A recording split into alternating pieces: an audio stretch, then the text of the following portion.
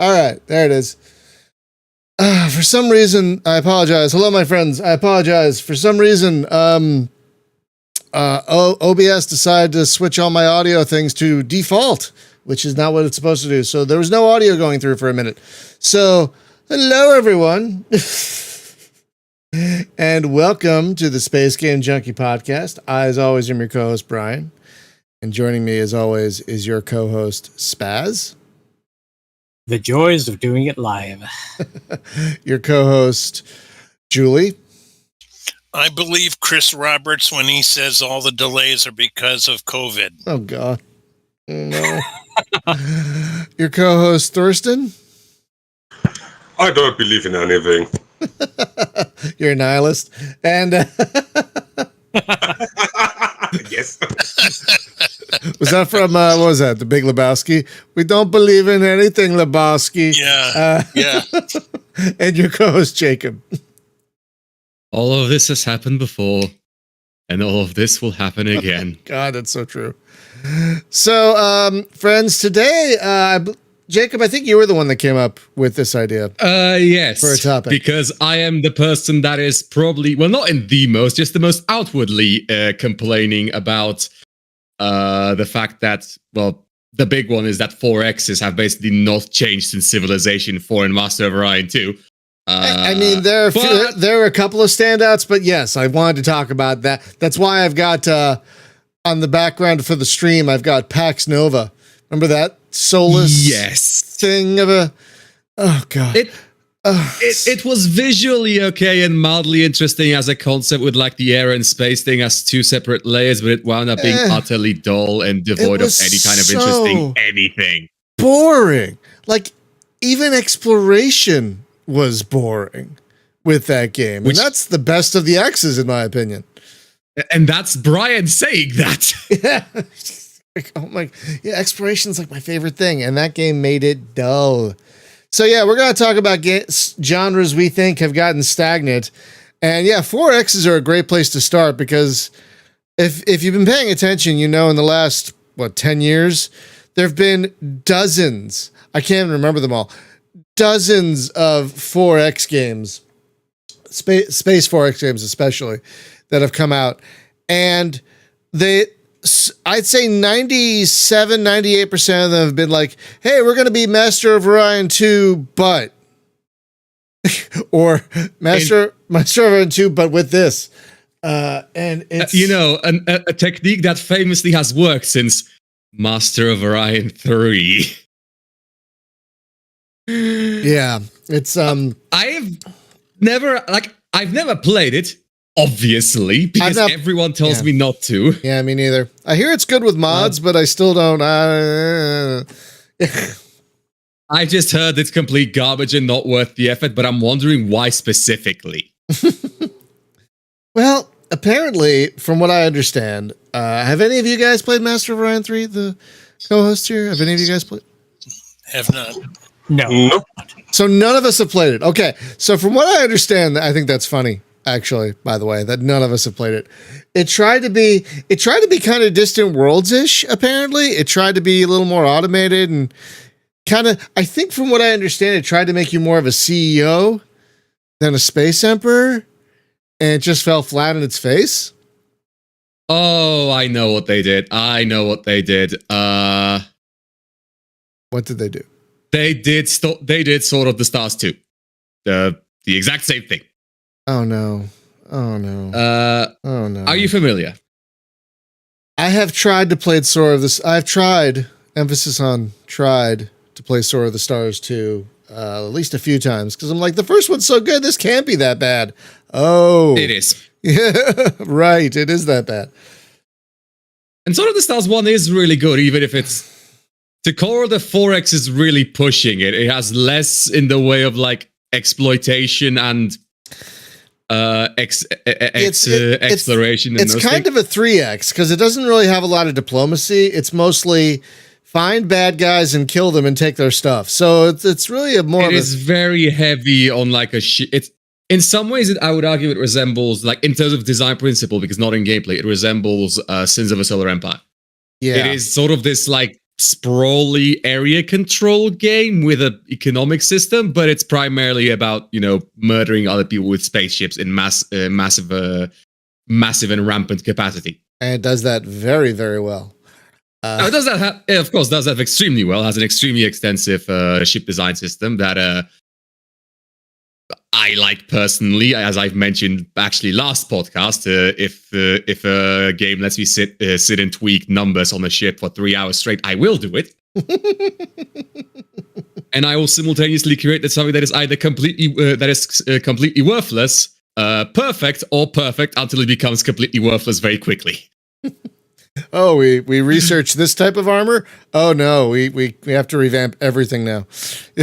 And no, my favorite was back in actually it was in the not distant world. It was in the Stellar Space Genesis. I made a fleet that was pretty much all missiles, and it was notorious because I could floor and obliterate every single thing I came across until I ran out of missiles. And then I became a bunker.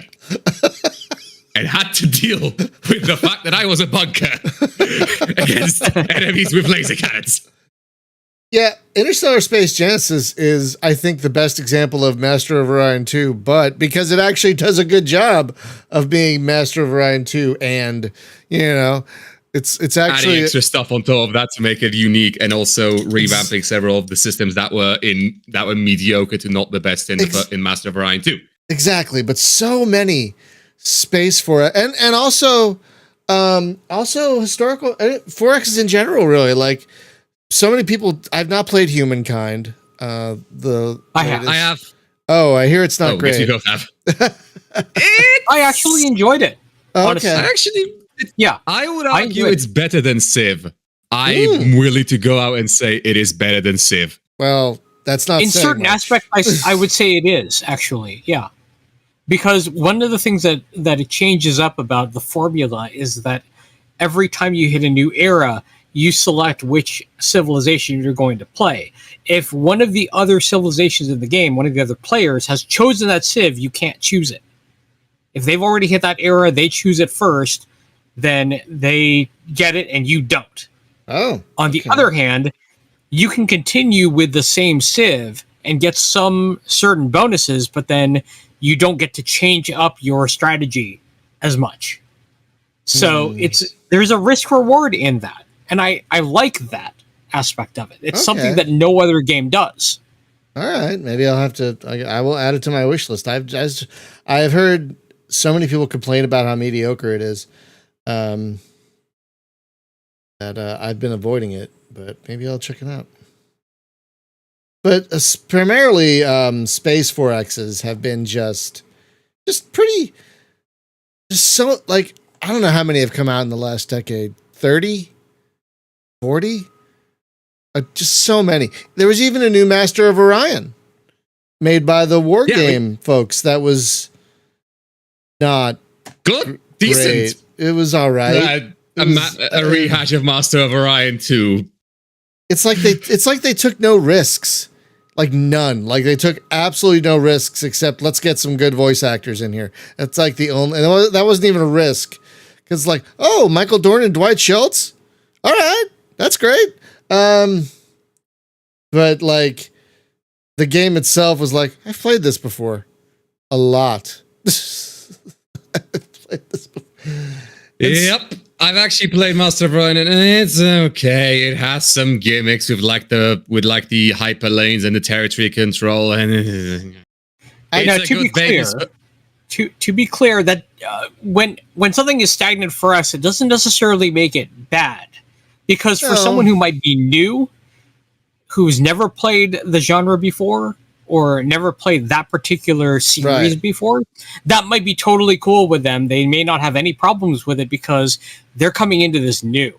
Yes. And that's a different sort of mentality to go into it. I have like if someone is getting into if someone is getting into Space 4Xs, I'm not gonna throw them at Aurora 4X, God forbid. I wouldn't throw me or you at Aurora. I wouldn't throw any of us at Aurora 4X. Oh my lord. Well, you know me, I'm insane. But also I wouldn't throw them at like Distant Worlds 2 or and so on. I would tell them there's the Master of Orion remake. You can get it for fairly cheap, and it's pretty fun. Yeah, it's. I don't like it because I played 100 games like it, but you haven't. So go ahead. I call it baby's first 4X, basically, because it's a very good. That's accurate. It's a very good introductory 4X because it has actually very good tutorials. So if you've never played a good 4X before, it's a good one to start with. Speaking as someone who's a neophyte to 4X, I would say you've convinced me I'll never play one again. No, that's not. Come on. Funny. There are some good ones, but it also has the added benefit of not being Stellaris. Oh, you had to bring the up Dungeons and Dragons 5th edition of 4X's. You had to bring up Stellaris. Oh god. We're talking. It's on the bingo card. I know it's on the bingo card. God damn. We should actually make a bingo card. I think Stellaris is good to bring up in this context because the thing about Stellaris is it does try to be unique in too many confusing, ununified, and constantly changing ways that just kind of end up with a game that doesn't know what it is and is, as usual, marred by the usual insanity of Paradox games. That is to say, what is AI? I don't know how Paradox manages. Genuinely, it baffles me on it baffles scientists, statisticians, researchers, everyone. How can you make such great and excellently designed grand strategy games and give them the most garbage, the most brain dead, the most defunct artificial intelligence ever put into a video game? Hearts of Iron, Victoria 2, Stellaris, Crusader Kings. Every single game they have, their AI is garbage. It's like a gold standard. I'm ranting, I know, but it's something that baffles me. Well, I think a lot of their games are multiplayer enabled, aren't they? Maybe that's why. Yes, but also they play worse in multiplayer because you can't pause to read to spend they play very poorly in multiplayer. Oh god! Like you can pause, but you have to pause for the entire group, and I believe only the host can do that. Games that require you to speed time up, especially competitive games, just don't really work on such a scale. Because a lot of the times you just wind up sitting there for 30 minutes because you can't go to 4 times speed or the server will crash, or because one of the players is microing a war, and if you go to 4 times speed, they will just lose. Okay. So it's a game unplayable in multiplayer and with garbage AI. It has some cool ideas. It does, Stellaris does have some really cool ideas when it comes to empire design. It has the best empire design system in most 4X games, and then it does nothing with it. Yeah, it's like a RPG with the most amazing character creation system ever, and then a terrible rules system. Yes, spot on. It doesn't help that they changed leads 3 times during development. Could you? Is that why the game changed completely 3 or 4 times? Yes. Why they Yes, it's because they changed project leads 3 times during the course of the development up to this point. Yeah, there was a thing I remember. They even started without with different FTL systems. Then they ditched that. Then they started with different sets of civics and empire types, and then they dished that. There was a whole lot of stuff where they just took the whole game and just threw it out. Yeah, and that's the reason why. And I can't hate them for that because things can happen during development where they realize this isn't working, we can't use this anymore, and then they dump it. Yeah. I think what's really sad is when you have a truly innovative 4X like Star Ruler 2 and it completely bombs because it's too innovative. It's so people stare at it and go, "What do I do?" And then they refund it. Star Ruler 2 is so much fun. It's so good. It has so many great systems. Good. I love the it's not okay, folks, if you haven't played Star Ruler 2, you don't send colony ships out to colonize planets in Star Ruler 2. It's kind of like Slipways a little bit, where you have needs and and like this one planet makes a thing and this other planet needs a thing, so you kind of connect them, and they'll kind of colonize on their own. And it has the best ship design system in. Oh god, the ship design system! Just it has an excellent diplomacy system.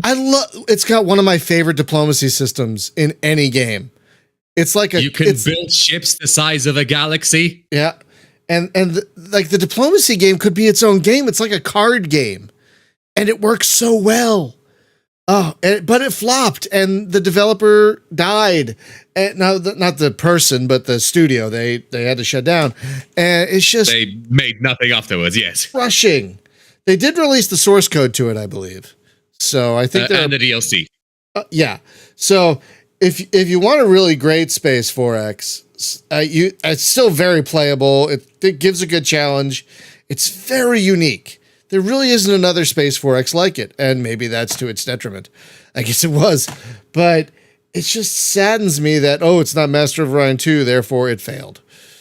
It's like, oh, God, this is infuriating.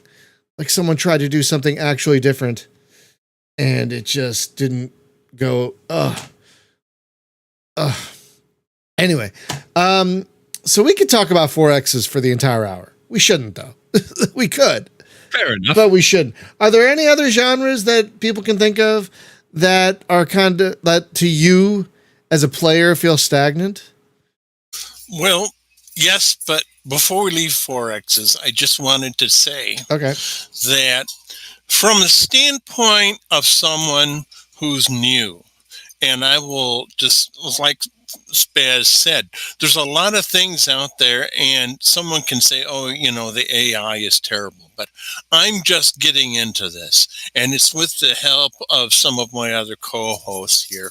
And when something that really draws me into the game is like in the last game we reviewed, and it's like the animation, especially when you build like a little base someplace, and you can go on, so let's attack this. And I said, no, go back to the base building. I want to watch it build. So there's a lot of, I guess I'm just easier to entertain as an X4. But I just also, to move on to another category, and I wanted to say that, point out to me that, what's to me, the category is the Battle Royale games. And the thing is, no matter what form they take. But also, I want to point out, I've also encountered someone recently who said, look, I want to be taught how to play this. And I've got a friend who really was a combat vet.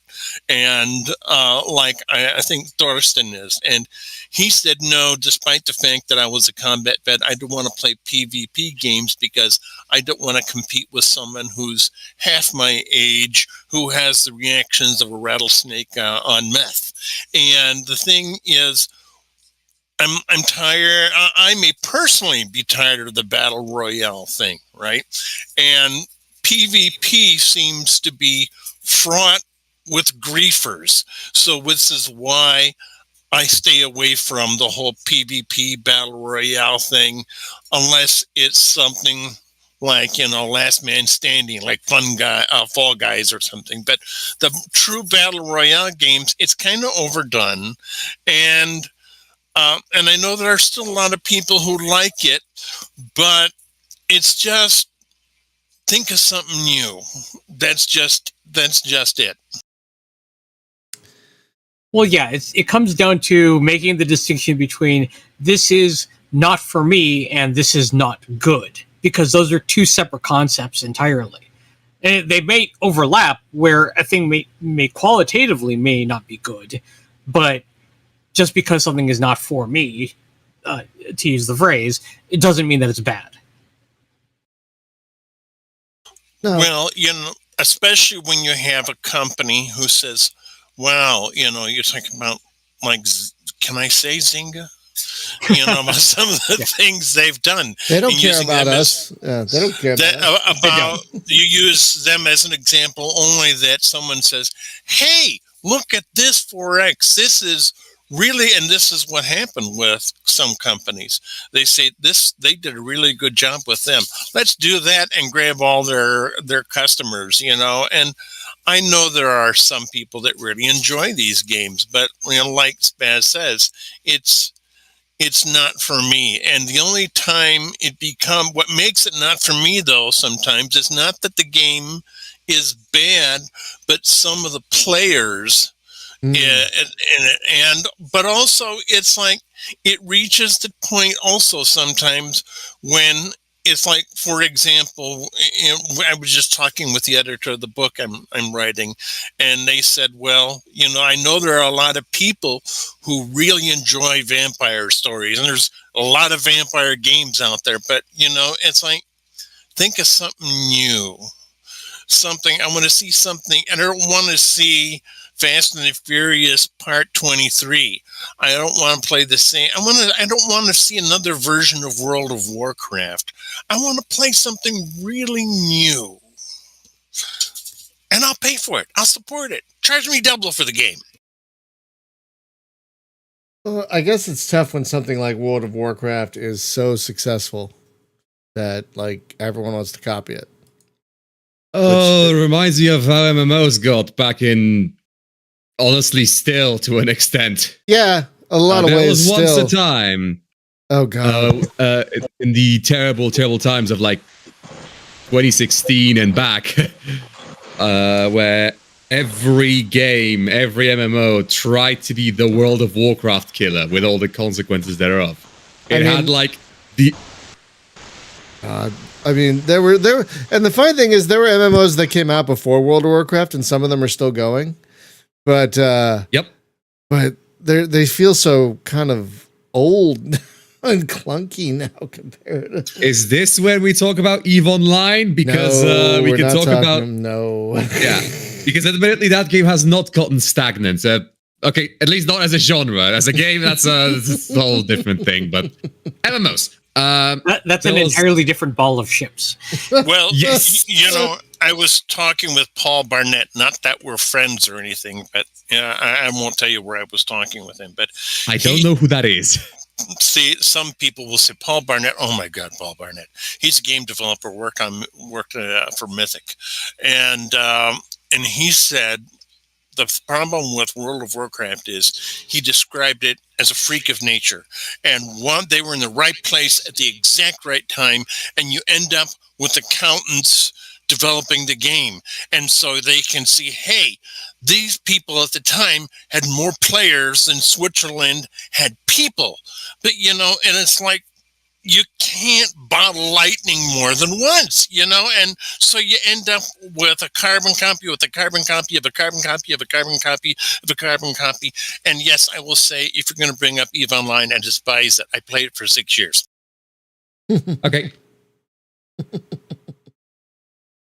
But I don't play a lot of MMOs, and the one I play the most is the most World of Warcraft MMO. Might be the most World of Warcraft MMO still on the market. Lord of the Rings Online, which is very arguably World of Warcraft but I just love it so much I can't stop playing it.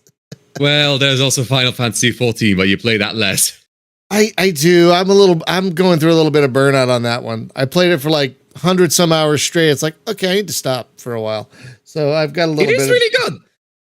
I love it. It is really good. I'm just a little burnt. There's only so much you can. I'm just burnt out right now. This is what I do with MMOs. I play them hardcore for 6 to 8 months. Don't touch it for another 6 to 8 months. Then I go back. Fair enough. I'm part of a static group that plays that on Sunday nights. But you know what? Even though it's a little bit of a WoW clone, what makes it a giant difference for me is the community. I can log on to WoW and say, okay, I'm a new tank. Everybody will moan and log off.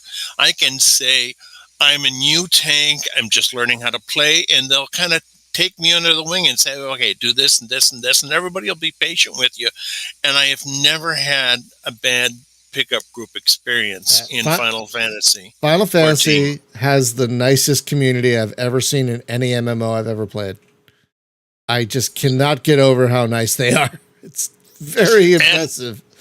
Also, ask yourself if the guy who made World of Warcraft would bow and apologize for how bad a job he did, like the original time that Final Fantasy 14 came out and they had to redo the whole game.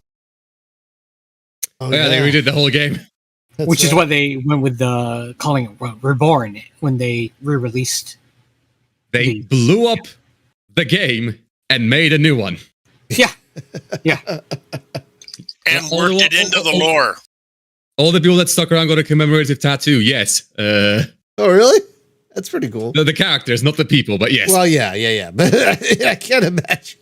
I mean, some people did. No, some people did get the tattoo that was at their own volition, unrelated to anything done by, like, unrelated to any incentive by Square Enix. And I gotta see what this tattoo looks like. Because I'll actually just send it over. You know me, I like tattoos, especially like geek tattoos. But yeah, is the MMO, since we're talking about MMOs, is that a space that really has stagnated in a lot of ways? I mean, there have been some that have stuck out, like, but then the ones that stuck out didn't last. Like Jumpgate's not around anymore. Earth and Beyond isn't around anymore. Asheron's Call isn't around anymore. I mean, Ion is not around anymore. Yeah. So a lot of them aren't around anymore, and it's really sad because a lot of them. I loved the Asheron Call games, for example, and Jumpgate, of course. But yeah, Auto Assault, made by the same folks who did Jumpgate. That one didn't last that long, sadly. That one was kind of annoying. Also, Janky just brought up in the chat Star Wars The Old Republic, and it's like a game dev friend of mine calls it Star Wars The Old Cash Grab, and he's one of the people who worked on it, and that's what ruined it for me. It's like, can we please take the IP away from EA? God, that'd be nice. That'd be nice. Oh, most certainly. Can you say Star Wars games have gotten stagnant? I think you could. Yeah, sort of, but not really. I mean, I would argue they've mined it for a lot. But also I would argue that we don't really get enough of them, or at least enough good ones. Yeah, I feel like that falls into the reverse Warhammer issue, or like the Mass Effect issue, where you have an IP that is clung onto by a single company that cannot possibly get enough done, like realize it to its fullest. Can you imagine if we got as many Star Wars or Star Trek games as we got Warhammer games? Can you imagine that? Half them would be garbage, but we get some absolute gems. Yes, that's how it tends to be. Exactly. Well, I mean, we sort of did for a while, remember? I mean, absolutely. We got a lot of the stuff from Interplay for all those years, or from all these smaller development studios that Relic got the license, and they did something with it. Not everything fell into place, and not everything was good, because a lot of them just seemed like, I hate to say cash grabs, but that's kind of what they were. They're licensed games with all the consequences thereof. We've done a podcast on these already. Right. On the other hand, with the Star Wars games, they're in recent years, the last couple of years, the last really good one was the Skywalker Saga. The Lego Skywalker Saga was great. Had a lot of fun with that, and I still haven't finished it, but I will. But what other notable Star Wars games have there been in the last 5 years? In the last really 5 years? What? See, also, I could say, the Battlefront series, is the combat part is kind of overdone, but when they put in the single-player role-playing part, that was great. So I was like, when I saw that, okay, expand the single-player part and dump the rest of the game. I'm fine with it. I'll pay you more. I'm one of the 3 people on Earth who I think enjoyed Star Wars Squadrons, but that's just me. Part of that maybe because it was something finally. Oof. But it's a very pretty game. It's so pretty. But it also felt like you were flying through molasses. So yeah, it felt rather slow for a Starfighter game. I don't think it's a starfighter game. I think it's a first-person shooter in which you're playing a starfighter. Admittedly, yeah, I had more pleasant experiences flying in IL-2 in a Yak 9. Oh, God. I would say I had better experiences in the first 2 Battlefront games. I am not exaggerating, Brian. I enjoy far more sitting in a Yak in a freaking Soviet rust bucket, replicated 1-to-1 in a Russian game than I did flying an X-Wing. That is not 2 machine guns and an autocannon. That's all I need. I love that I get that. Yeah, that's fair. It's fair. Oh, that is damning with faint praise right there. Absolutely. Oh my God. But could we say, I guess, kind of sidestepping a little bit, what do y'all think about first person shooters? Like, I don't know how to feel about those right now. Like, they're because there's the topic. I mean, there's an interesting thing going on with retro first person shooters. You know, like Ion Storm and all these other ones that are like really good. They've been calling themselves boomer shooters because they are reminiscent of the style of 90s shooters. Right. And those are really good. Yeah, I was actually going to bring up, because shooters are in an interesting spot, because in some way they haven't innovated much, and the solution to like the stagnation of like the modern military shooter with Battlefields and Call of Duty's failing spectacularly is them coming back to like Quake and Duke Nukem 3D and so on, which isn't the worst idea, because they had gameplay loops that worked. They had the one big upside of having just a good gameplay loop of you get a bunch of guns and a bunch of things to shoot with guns. They didn't need that much extra stuff. Besides that, I've seen also a movement both from that. I feel like what's happening to shooters is in some roundabout way the same thing that's happened to flight sims.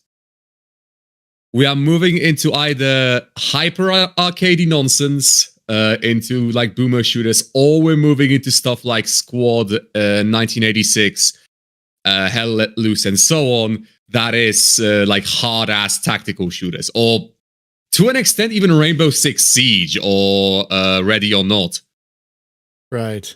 They're similar. The games with they're different games, obviously, but they're similar in theme. Yeah, it's interesting. Like you have all these different types of first-person shooters. Like you have these boomer shooters that I personally love them. There's so many of them that are great, and I feel like that's where the innovation is. Like I was playing one the other day. It's like a roguelike boomer shooter where you're in an insane asylum, and the FPS parts are your dreams, and they're absolutely insane. They're great, but yeah, you know. I just wanted to say that sometimes old doesn't mean bad, because because like in the Battlefront games, the ground combat, I absolutely despised, because it was like, okay, start, and I'm dead in the first 30 seconds. And sometimes, like, I enjoy older games, like, and the example I was going to use is the Doom series. Sometimes I just want to sit down and blow up some demons. And I haven't played Doom Eternal, but the 2016 Doom was very good in that regard. It really captured the core of the original while making it a lot prettier. And the game I was just talking about, by the way, is called Nightmare Reaper. It is so good, you guys. Oh my God. I've heard of this one. It's so good. It's so good. Oh my God, it's so good. Anyway. I just couldn't remember the name. There's so many games I've lost the ability to remember the names of them. But yeah, maybe it's the military shooter style thing that's gotten a bit stagnant, because Ready or Not is coming out, which looks like it's trying to be SWAT, but it's doing a decent enough job. Yeah, maybe. But it's still not lighting my butt on fire like the original SWATs did. Especially especially SWAT 3 and 4. I kind of lost interest in Ready or Not. Yeah, because of the certain thing they wanted to do. No, they're doing they want to do a school shooting level, and let's just say it, and they just did. I think they either just did or just about to release a nightclub shooting level. They removed it actually for allegedly copyright concerns. Oh, is that why they removed it? Okay, that is it was taken off Steam. Yeah, officially due to copyright concerns, as is the technical term. Yeah, just go play SWAT 3 and 4, people. It still holds up. Definitely. Ready or Not is not off Steam. The level was just removed from the game. Yeah, and they want to do a school shooting level. And fun. And that's when they lost me. That's absolutely when they lost me. It's on my ignore list because of that. Because even if they were to do it tastefully, which I don't think they can do, there is no way to do that tastefully. No, tasteful school shooting, impossible, absolutely impossible. So at that point, they're doing two things. They are putting it in, which is going to inevitably lead to some negative consequences down the line. And two, it's kind of a glorification of what causes the problems with school shootings in the first place, and that's more cops. That doesn't help. Nope. Because if having more cops in schools solved the problem of violence in schools, look at Uvalde. There would be a correlation there, and there isn't one. Just look at Uvalde. That's all you need to look at is Uvalde.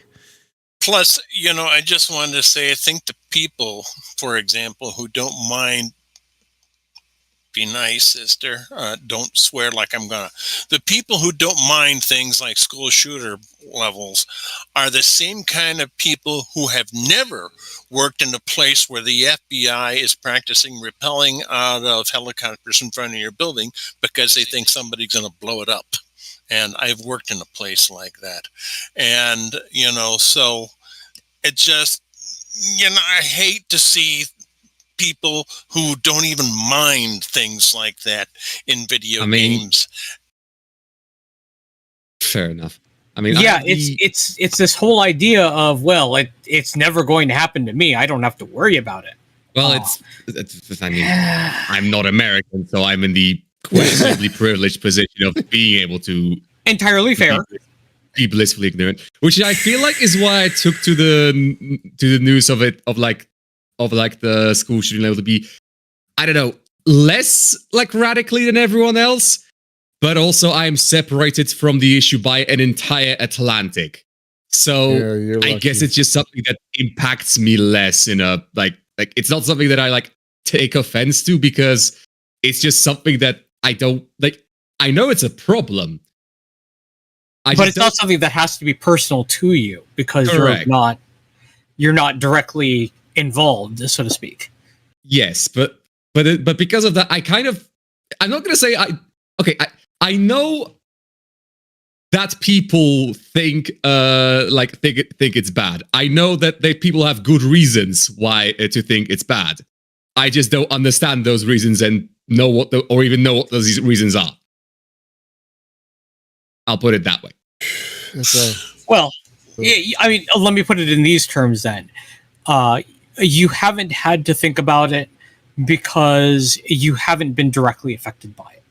Yes, that is correct. So, and I'm not saying that is something that you should have to feel or should be forced to encounter, but you don't have that same sort of perspective because you've never had to think about it in the same terms that a lot of us have. Absolutely.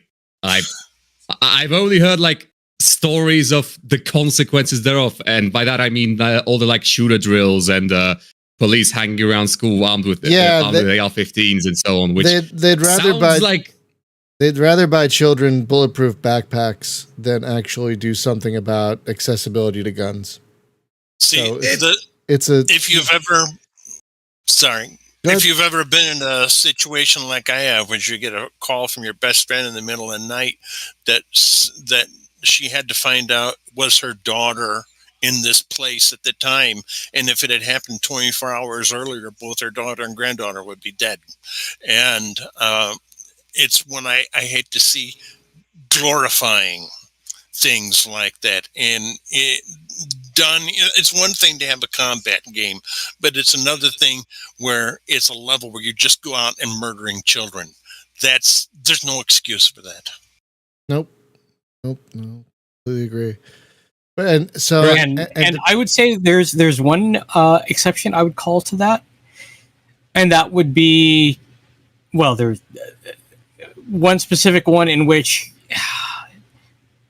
there is a war crime that happens. The main character, the player character, is responsible for said war crime, and it's not presented as any sort of a good thing. If you're listening to this now, you probably know which game I'm referring to. It's Spec Ops, isn't it? Exactly. This is kind of a short list. Also, can we detangent ourselves because we got extremely off the line and also extremely off topic and also extremely depressing very quickly. That's fine. Okay, I'll throw one out there. I kind of think I love racing games. I love them. Love them. Okay. Yeah. Completely out of it. I'm just going to shut down for the next 15 minutes. I know nothing about racing games. I haven't played one in like a decade. That's fine. Well, it's kind of funny you say in a decade. Because recently, oh God, Ruben, come on, get it together. Recently, professional streamer, freaking pro here. I have fallen in love with the MotorStorm series, which is exclusively on the PlayStation 3 and PSP. And the Vita. There was one for the Vita, and so I saw a video about it. And I'm like, wow, I have one of these games that I got a while ago for cheap. I should try it. And it's become my favorite racing game. And the fact that there's nothing like it a decade or so later just makes me very sad. I'm like, okay, we've got maybe Wreckfest, maybe. But everything else is dirt or grid or F1 or blah, blah, blah. I have not seen anything that captures the sheer chaos that MotorStorm inhabits, and it kind of makes me sad. I've played maybe some top-down games that are kind of close, but a lot of it's just there's so much you can do with racing, and yet so many of these games are trying to be Mario Kart, or so many of these games are trying to be NASCAR or whatever. And it's you can do so much more. We haven't even gotten a Wipeout sequel in not many. Years. There are some that are kind of trying, Redout and Distance. But yeah, you'd think, or remember those like jet ski racing games that were on the GameCube and whatnot, like Wave Blue, whatever it was Wave called. Racer? Yes. Racer. Yeah, those games. Those were amazing. And there's none of those today. Absolutely none of those. So it's I'm not sure what's going on with racing, but I feel after playing a racing game that's over a decade old and thinking this is probably the best racing game I've ever played, I'm like, what's happened? Why of racing, I lately skimmed Moby games again, and I came about one of my favorites on the 8-bit computers, and that was Alley Cats. That was basically a racing game with spaceships in 2D, and it had a very varied type of gameplay. It wasn't only shooting at things and shooting your opponents, and there were racing missions with how should I put it, where you had to refrain from shooting at anything, including the environment, and I miss this type of gameplay much lately. to be honest. Wait, what's it called? Alley Cat. I'll link it in the chat. Was it for the Atari? Then there was a bunch of like mini games. Is that the one you're talking about? No, it was for the C64 and maybe Spectrum. I'm not sure about that. Yeah, I'll link it in the okay, chat. yeah, I'm trying to find it on Moby Games because that sounds like my jam. Because there definitely aren't enough space racing games, as we've talked about on the show, and I would like to try that via an emulator, but I am not. I'll wait for your link. I'm not seeing it on Moby Games, which is surprising. Since Brian brought it up, there actually is a jet ski game that I really like, and it's and I just linked it. Riptide Renegade Outlaw Jet Ski Racing. Riptide. And it's great fun.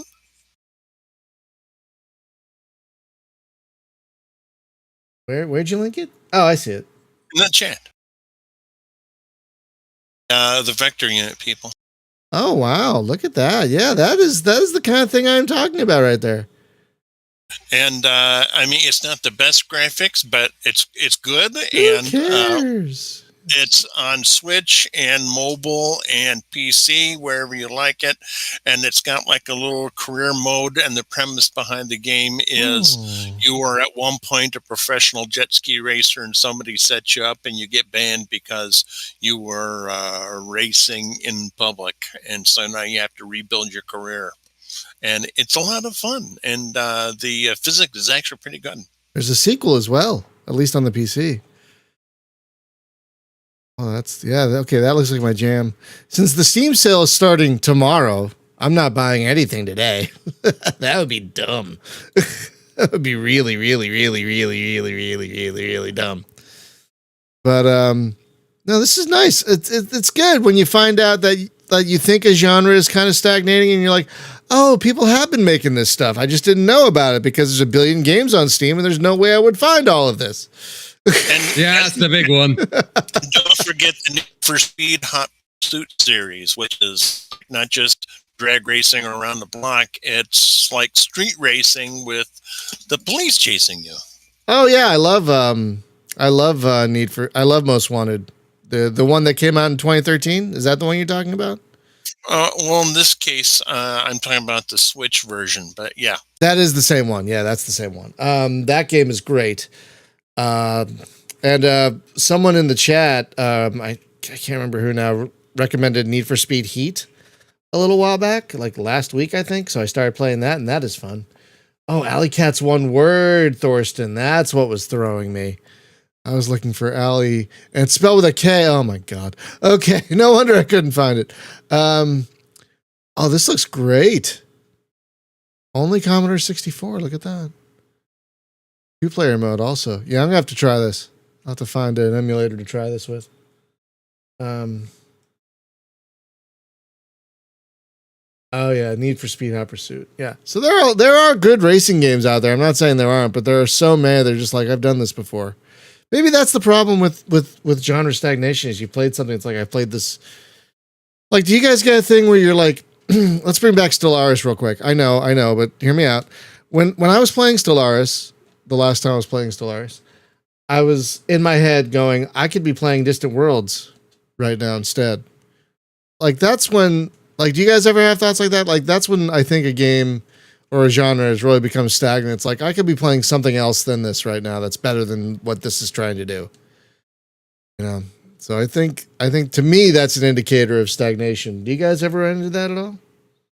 Yes. Whenever I thought about going back to EVE Online, even my friends would say, Julie, you could be playing anything else other than EVE. Literally anything else. They say, Julie, cut this crap out and go play No Man's Sky. They've got Outlaws now. You can be a pirate. Yarr! Oh, really? I forgot. Yes. Yeah. I forgot about Great that. fun. Oh, I'll have to reinstall it, I guess. I love the regret in your voice.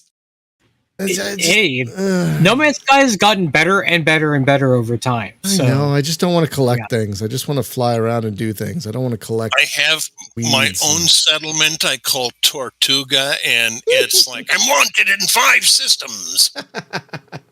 Nice. We may get to the next type of games that's pretty stagnant instead of survival. Hit us, Thorsten. Survival games in general. Which games? Oh, the survival genre.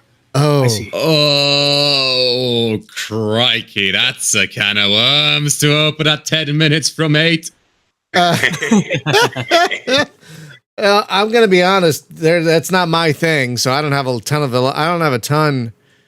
I don't even know if there's a survival game I've enjoyed. I got one. Someone take Ark Survival Evolved out behind a barn and shoot it. I did think it was fun. I did think it was fun. You could poop in that one. I did think that was funny. It has, you can't not do it if you don't want to, and it has so much extraneous code in the game that it takes up 200 gigabytes just for the base game. Jesus Christ! 200 Yes. gigs? Yeah. Yes, and it's because the coding in the game is just so incredibly bad. 200 gigs of junk code. How do you manage that? That has to mostly be like extra texture work and stuff, and just that is impressively terrible. Part of it is because the archaic engine is built on. Oh. Yeah, I believe it. Again, not to say that survival games are necessarily bad. No, that we're not saying these games are bad. Right, but this is one case where how did it get this far? And there's some good. Now, let me say, there's some great games with survival elements where it's not that hardcore. Astroneer is a great example. I love Empyrean. Yeah. Empyrean is a great one. Empyrean. Yeah, Empyrean's good too. Subnautica I thought was great. You know, you have this experience of, okay, granted there are issues that with Subnautica that trigger some people specifically, understandable, but that doesn't make the game bad. No. It's just very limiting in certain aspects. Right. But yeah, I've so Thorsten, since you brought it up, like, has a specific game made you think of this recently where you're like, I'm playing this, I'm like, oh, I've played this before. Like, was there something that came up recently that made you think of survival games?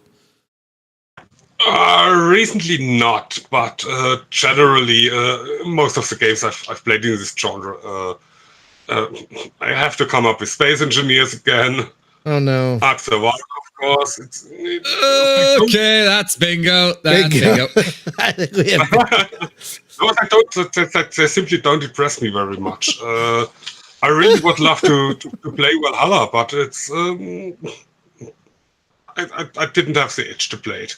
Honestly. And there's a vampire Valhalla now that people are liking that I forget what it's called. V Rising. Thank you. I knew it began with a V, but that's all I couldn't remember. People seem to like that one as well. It's okay. We should start a bingo, and then if someone gets bingo, like give them a code or something. We should start doing a podcast bingo. Give them bad rats. Oh God, I'll just buy 30 keys for bad rats. There is one other genre which has become stale to me specifically. Okay. But I have a reason why it has specifically become stale to me. That's fine. And I can go into that in a second. So the genre is games with a trader element to them. With a hidden trader. And the reason why that genre has become stale to me is because I used to be... Among Us exist. No. That's not the reason. Oh. The reason is because I used to be a game admin for one of those games. Oh. And I would have to deal with all the reports that people would make against other players for not playing their role properly. Oh, for God's sake. So yeah. After a couple of years of that, I have actual trust issues that developed, and I no longer do that kind of work. no! I'm sorry. I shouldn't be laughing, but it's kind of funny. I'm sorry, but I shouldn't be laughing. Oh my god! I did that from 2015 to 2017, and actually 2014 to 2017. I was a game and you want those 3 years of your life back. Well, no. Here's the thing: is I actually did enjoy the game itself. The trust issues that came about from seeing all these people who would do things to not play their role. Like the human players had to work with their team and not kill someone just randomly because there are 16 people within the game, 2 of which could be traitors, and a human player wasn't supposed to kill another human player or another player without actual evidence for why they would do it. You know, you have to actually have the suspicion for why someone is a traitor before you kill them, because if you kill people randomly, that's going to be very difficult because you can't replace players during the course of the game. So, no, David, the game that I used to be an admin for is a game called Mush. And it was run by Motion Twin, who you would know for the Dead Cells series, Dead Cells game. Oh. Among others. Yeah. And that's why the genre became stale for me, is because after seeing all the justifications that people would use for why they betrayed their team or didn't play the role they were supposed to be playing, you know, like some people would be an alien player and then almost immediately they would give up and say, hey, this other person is an alien, go kill them. Yeah, that sort of thing. That's why the genre became stale for me. I'm going to admit I've never really liked the genre. Like my family tried to get us to play werewolf, and it just gives me it just stresses me out. It just stresses me. Well, I mean, for you, it's also an anxiety issue too. I get that. Yes. And so that's understandable. For me, it was okay. Sure, I was, you know, one of the game admins. So of course I'm going to see all this sort of stuff that happens behind the scenes, and that changes you. I'm not going to sugarcoat it. That changes you. I have seen things you people wouldn't believe. You can't unsee. You can't unsee it. I had to say it. No, it works. It's brilliant. It's great. It slipped right in there, just like it should. Just like a glove. Perfect. like a mwah. I mean, now that Among Us is so smackingly popular, I mean, we're seeing a lot of those games pop up, like a lot of those kind of werewolf style. Yeah. Yeah, Mush came before that. It went into beta in 2013, right? And then, at that point, we already had the Trouble in Terrorist Town and all the consequences. Werewolf and Mafia had been around for decades before that, basically. So yeah, I mean, the genre has been around a long time. And there have been some good other games, like the Battlestar Galactica board game, where is players exceptional. It is, and you know, you might have a Cylon player, and they don't know they're a Cylon player. That's what also makes it interesting. Yeah, there's that sort of thing. It is actually, but we need to play that at some point. It is really good, but that's unrelated. I'm out. Oh, yeah, I literally don't play games like that anymore because it's a shame because that. With I neither do I, but the BSG board game is just so good in terms of its base mechanics that it's just really good. And no, we're not playing Among Us, David. Sort of. Nope. No not happening. way. Not happening. Bad chat. We usually love suggestions, but there are some things we just will not play. And that is one of them. That and Minecraft are ones we will not play. I had to go there. Oh, shit. I had to go there. Sorry. Oh, no. Guys, if you don't know, when I was trying to stream full time, there was probably a kid, I'm guessing, who would come into my chat every day and just all he would say is play Minecraft. That's all they would say. Play Minecraft. That's all. Days, weeks, they would just come in, play Minecraft. Yeah. No. Sometimes several times during the same stream. Yeah. And it wouldn't explain why. Persistence. I hate to admit I lost it one day. I just lost on that person. I just no, I'm never going to play it. Ever. Because you kept asking for it. I am never, ever going to play Minecraft because of you. Yes. Out of sheer hatred and spite, I am never going to play Minecraft ever. That was not you, Moscrob, you son of a bitch. God damn it. Is that a genre? Minecraft? Kind of, sort of, I guess, but yes, survival crafting, so to speak. Yeah, it's in that vein. Yeah, voxel games. Voxel games. Oh, well, no, that voxel is just a style. Yeah, voxel is a graphical style. Yeah. It's just a graphical style, not the gameplay. Is Minecraft a genre? Is a question for philosophers, not for us. Please, I beg of you. God, when I think of voxels, I think of the first Comanche game. Remember that from 1993? They're like, ooh, voxels. And for 1993, it did look goddamn amazing. But it was like, there are some games that use voxels well. Yeah. My Time at Portia is a really good example of that, where it doesn't look like it's voxel based, but it is, and that's okay. It uses it really well. Oh, by the way, Jack, the game in there is Pax Nova. That's what the video is. Okay. I was just typing him a reply while you were talking. Quicker on the draw. Yeah, absolutely. So have we covered everything? Is there any genre that we haven't mentioned yet that someone wanted to mention? Or do we want to wrap it up? I'm good. We covered 4Xs, we covered first-person shooters, we have not technically covered the big two. Yeah. RTS. RTS, yes. But do we want to start on RTSs now? We don't have to. The only thing I'd add on that one is there is a genre I wish would come back. And that is RTSs in the vein of Herzog Zwei. We only got one other game that I can think of that's like it, and David and I have been playing it quite a bit in recent weeks, and that is Airmech. But nothing else in that particular subgenre has been out at all in recent years, which is unfortunate.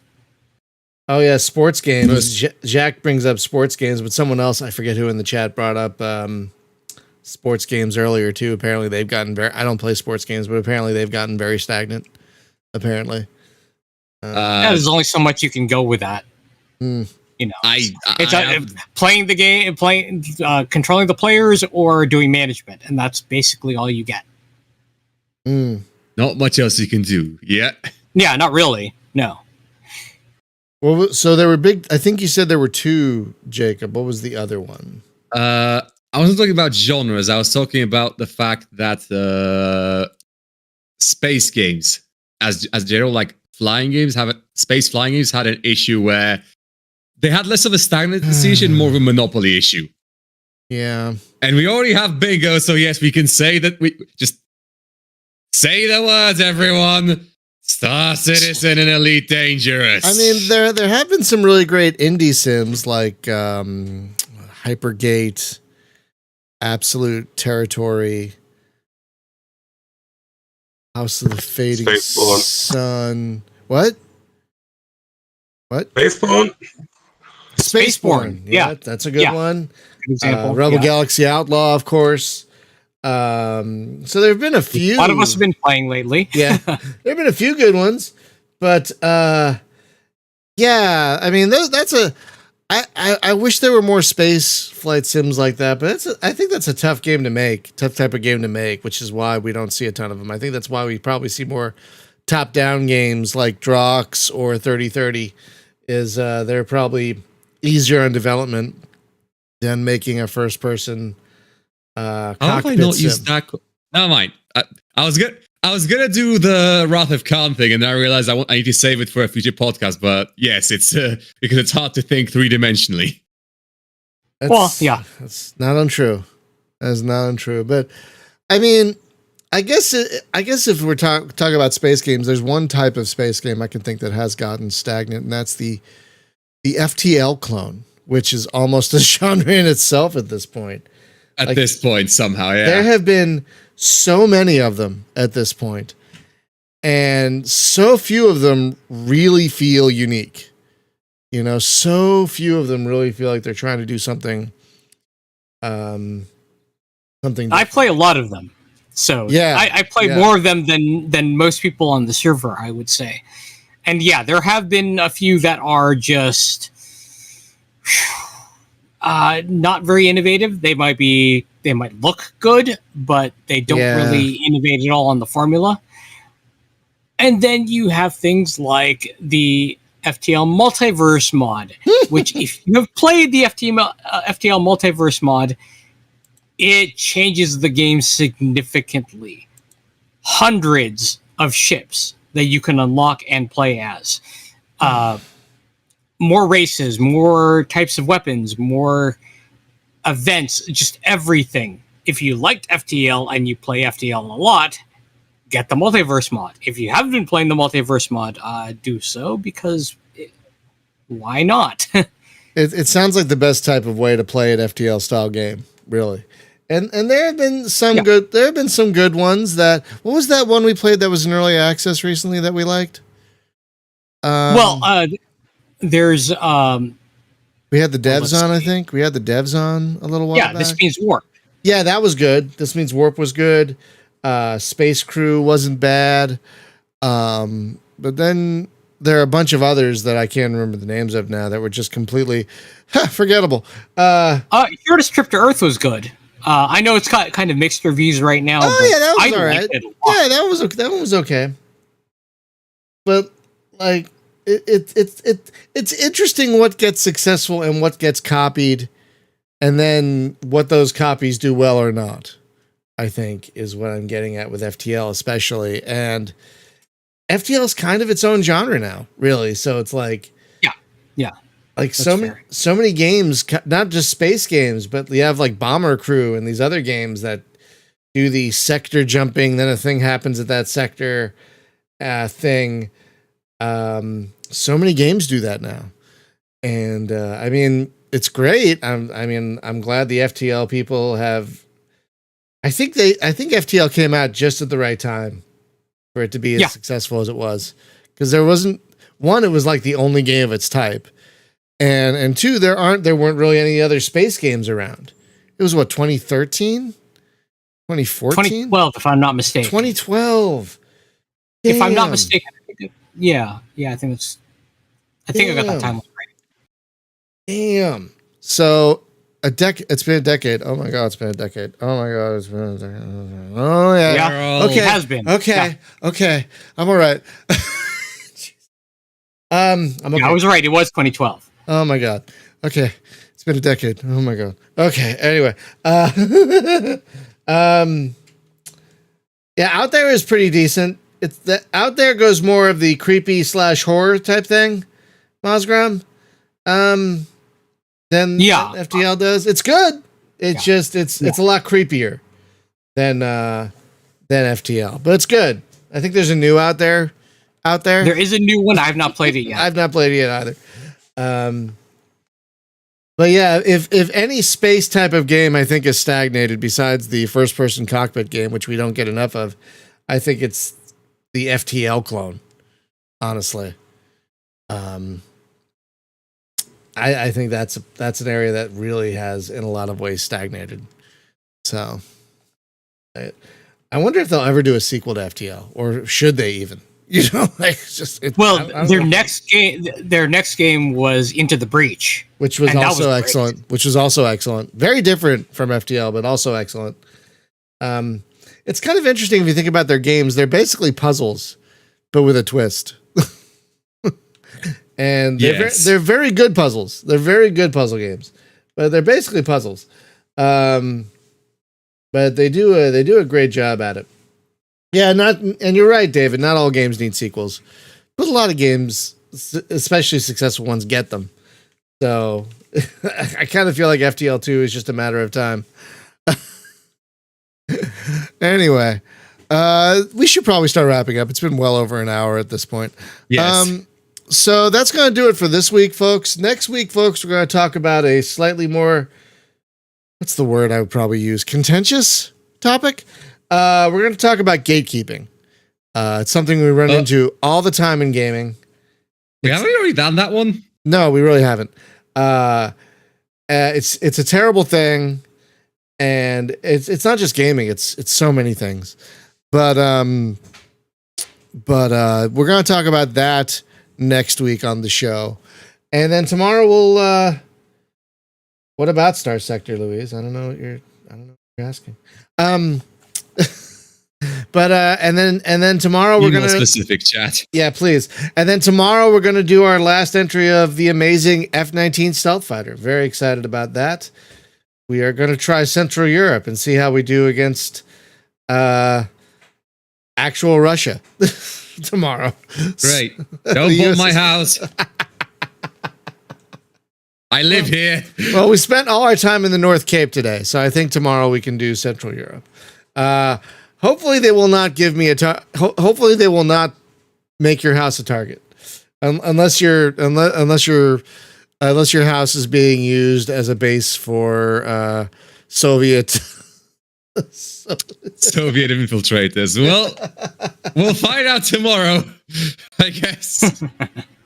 All right. So thanks for great chat today. By the way, thank you everyone in the chat for being as engaged as you are. We love seeing an active, engaged chat. So thank you for that. And we'll see you back here tomorrow for more F-19 Stealth Fighter. Have a great day, everyone. And don't forget to get vaccinated if you haven't already. That's how we're going to all get through this alive, which is what we want, really. Have a good one, everyone.